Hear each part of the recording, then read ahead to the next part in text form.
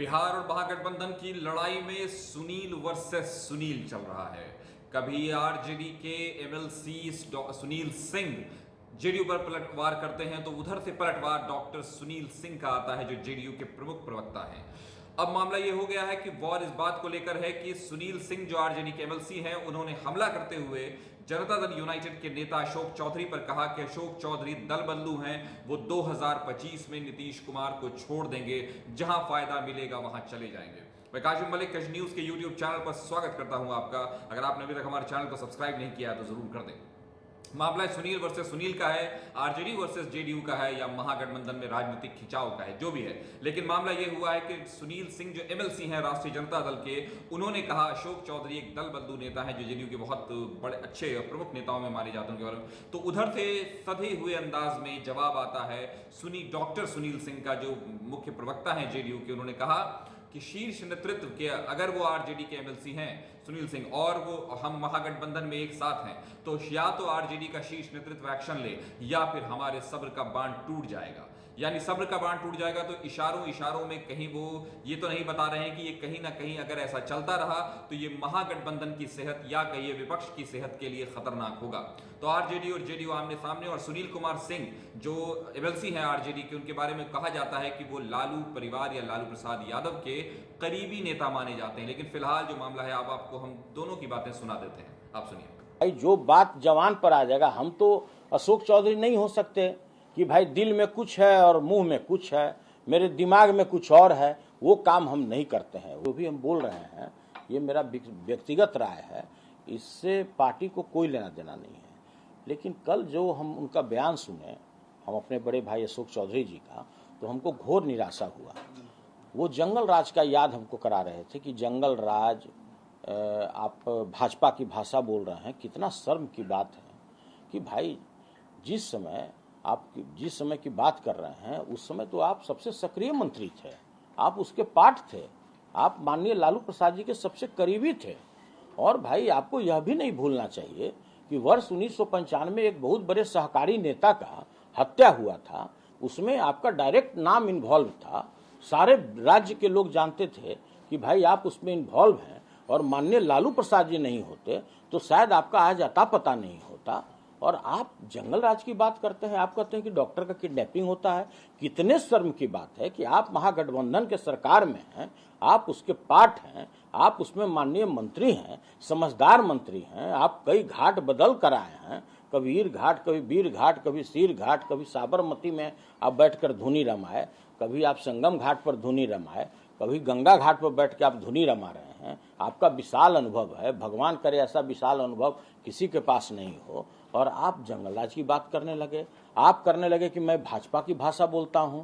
यह बोलते हुए भी माननीय मंत्री जी को थोड़ा सा तो ये होना चाहिए था कि भाई जो व्यक्ति अभी तक हाल के दिनों तक भाजपा के गोद में बैठकर लल्ला लल्ला लोरी या दूध की कटोरी बैठकर मलाई बर्फ खा रहे थे, और वो हम ही को बोल रहे हैं कि आप भाजपा की भाषा बोल रहे हैं। पूरा देश जानता है, पूरा राज्य जानता है कि वर्ष 1995 से लेकर आज 2023 तक कैसा भी झंझावात आया, कितना भी तूफान आया, कितना भी आंधी आया, कभी भी हमने उस परिवार के साथ दिया, सभी लोग जानता है। और यह भी मैं आपको बताता हूं कि मेरे मृत्यु तक मैं उस परिवार के साथ हूं। अब इससे ज्यादा कोई बता सकता है क्या? और उल्टे आप हमको बोलते हैं।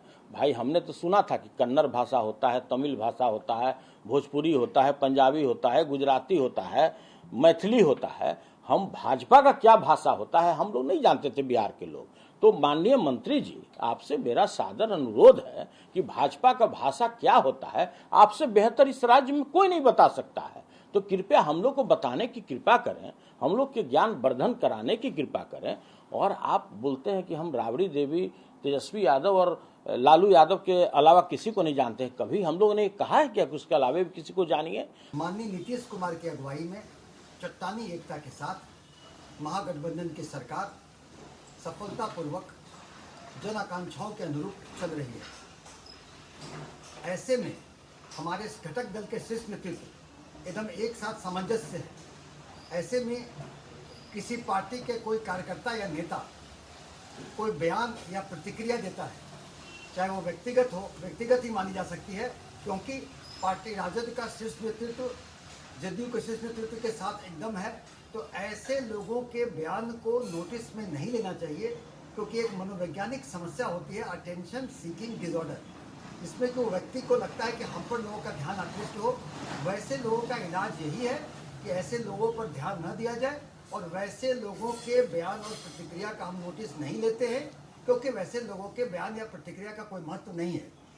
अगर वो इशारों में अपनी कुछ शब्दों के बाजीगरी से कुछ एहसास कराना चाहते हैं, तो हमें लगता है कि ये उनके बहुत ही निचली स्तर का, उनकी मानसिकता का परिचायक है कि वैसे टिप्पणी पार्टी में रख के करते हैं।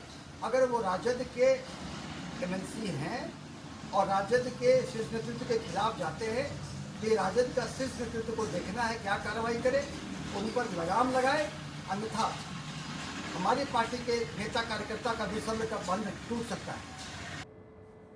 तो आपने दोनों की बातें सुन ली। दोनों सुनील एक दूसरे पर हमला कर रहे हैं, यहां तक कहा जा रहा है। और सुनील सिंह ने तो यहां तक कहा है कि एक दिन वो नीतीश कुमार का भी साथ छोड़ देंगे। अशोक चौधरी उन्होंने कभी लालू प्रसाद यादव के राज को वो जंगल राज की बात करते हैं, और उन्हीं की वजह से आज वो जेल से बाहर हैं। जब राजू सिंह का नाम लेकर वो कह रहे हैं कि कांग्रेस नेता राजू सिंह की हत्या में उनका नाम सामने आया था, तो ये लालू यादव ही थे जिन्होंने उनको बचाया था। वो कह रहे हैं कि वो जहां फायदा मिलेगा वहां चले जाएंगे।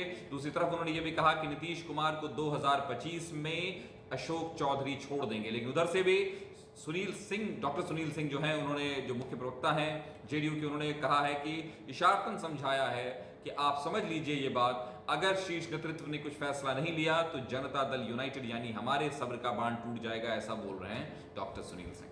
तो खैर ये खबर थी। आप क्या सोचते हैं इस तरह की राजनीति पर, और इससे विपक्ष की राजनीति पर क्या असर पड़ेगा, 2024 और राज्यों की राजनीति पर क्या फर्क पड़ेगा, जरूर बताइए। आपने अगर अभी तक हमारे चैनल को सब्सक्राइब नहीं किया तो करना जरूर चालू कर दें।